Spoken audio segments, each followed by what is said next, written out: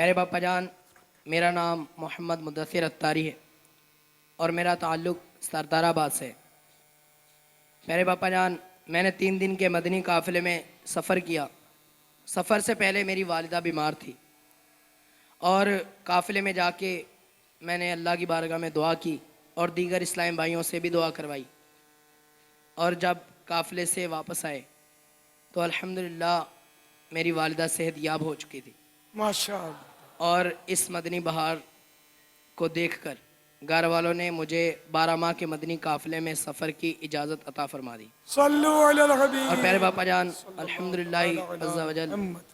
میں اب 12 ماہ کے مدنی قافلے میں سفر کرنے کے لیے حاضر ہو چکا ہوں۔ ماشاءاللہ۔ باپا یہ ماشاءاللہ بہاریں جو آپ نے ابھی ہمارے مدنی چینل کے ناظرین نے، اسلام بھائی نے بھی سنی، یہ بہار جب سنائی جاتی ہے نا باپا، تو اس میں ایک سوال یہ پیدا ہوتا ہے کہ میری والدہ صحت یاب ہو گئی، میرے بچے تندرست ہو گئے، میرا قرضہ اتر گیا، یہ پریشانی دور ہو گئی، مکان کرائے کا تھا تو دعا کی تھی تو مکان اپنا ہو گیا، اور طرح کی بہاریں ہمیں سننے کو ملتی ہیں۔ مگر ساتھ ہی ایک اس کے ساتھ سوال بھی نکلتا ہے، وہ یہ کہ یار میں نے بھی سنی تھی بہار، میں بھی گیا تھا، ہمارے یہاں تو کچھ بھی فرق نہیں پڑا، میرا جیسا بیمار تھا ویسا ہی گھر میں کوئی بیمار ہے، اسی طرح میرا تو اتنے عرصے ہو گئے، گھر وہ کرایہ کا تو گھر دور کی بات ہے، گھر وہ لیک ہو گیا، میرا پانی لیک ہو گیا شروع میں۔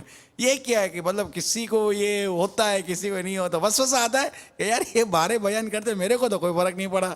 اس کو آپ کس طرح مطمئن کریں گے جس کو یہ وسوسہ اس کے گھر کر لے؟ وہ کسی کو واسطہ پڑا ہوگا آئی اسپیشلسٹ سے، بہت سا واسطہ پڑا ہوگا کہ وہ موتیے کا آپریشن کرواتے ہیں۔ میں نے دونوں موتیے نکلوائے، الحمدللہ مجھے بہتری آئی، لیکن خود میرے پاس ایسے مریض ایسے آتے ہیں بیچارے کہ ہم نے موتیا آپریشن کرایا تو وہ یوں ہو گیا، اور اب تو مزید دھند آ گئی اور آنکھوں میں کالا پانی آ گیا تو فلاں ہو گیا، تو اب اس میں کیا، وہ سارے ڈاکٹروں کو بند کر دیں جیلوں کے اندر، پابندی لگا دے گورنمنٹ کہ سب کو صحیح کرو ورنہ ہم تم کو مطلب ہے کہ صحیح کر دیں گے۔ تو ظاہر ہے کہ سبھی سمجھتے ہیں کہ وہ ڈاکٹر کتنا ہی پاورفل ہو، جو علاج میں ماہر ہو، لیکن ہر مریض کو شفا نہیں ملتی۔ خالی بخار کو دیکھ لو، بخار کی 1000 دوائیں، لیکن ایک بخاری بعض اوقات کسی کو پکڑ لیتا ہے تو قبر میں گاڑ دیتا ہے، اترتا ہی نہیں ہے۔ ساری دوائیں ڈاکٹر آزما لیتے ہیں، ڈاکٹر بدل کے لوگ علاج کرتے ہیں، اور بخار میں مریض جو ہے دم توڑ دیتا ہے۔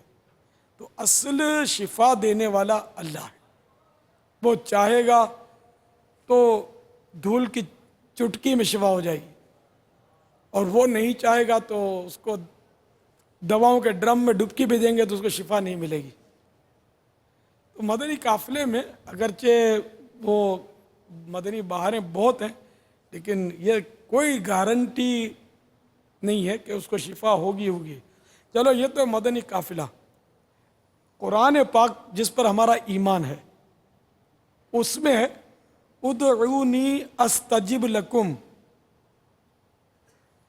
مجھ سے دعا مانگو میں قبول کروں گا۔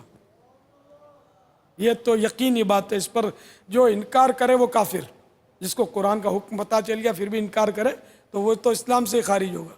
اگر کوئی مدنی قافلے کا انکار کرے نا تو وہ چل جائے گا کہ مدنی قافلے میں ایسے بولتے ہیں دعائیں کا قبول ہوتی ہیں، تو اب بھی چل جائے گا کہ اس پر نص نہیں ہے، اس پر نص قرآن کی وارد ہو گئی۔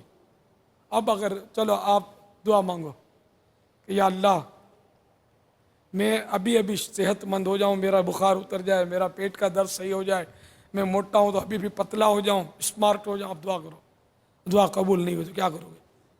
سیدنا عیسیٰ روح اللہ علی نبینا علیہ الصلوۃ والسلام کا واقعہ احسن الویہ میں ہے کہ کسی نے آپ سے کہا کہ آپ اپنے آپ کو پہاڑ سے گرا دو، اللہ بچا لے گا آپ کو۔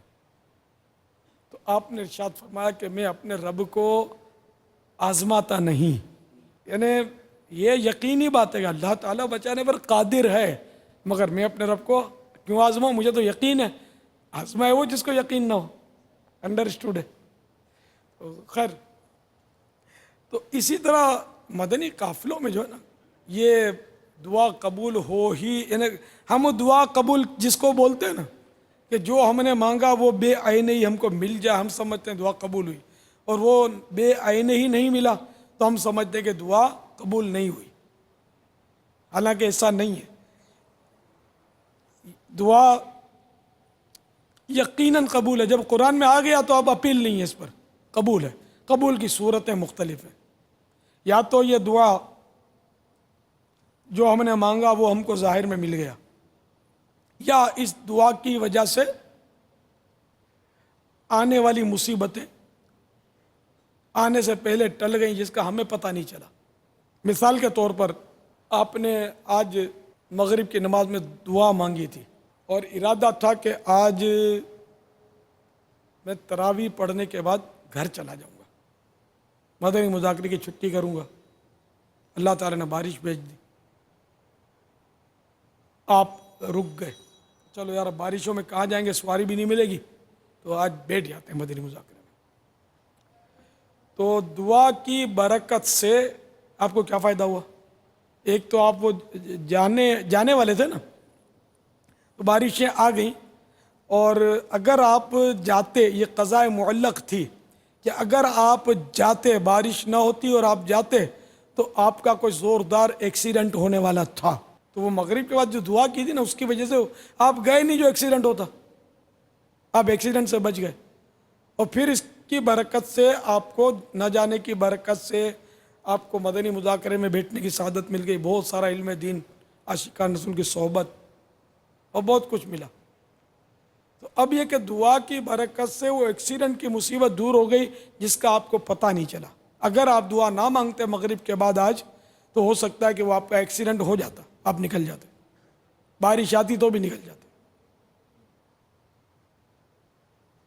ایسی بہت ساری مصیبتیں کہ آپ مطلب گزرتے تو کوئی عمارت آپ پر گر پڑتی, کوئی گاڑی آپ کو ٹکر مار دیتی, کوئی بدماش آپ کے سر پہ پسٹن رکھ کر آپ کا موبائل چھین لیتا, کچھ بھی ہوتا.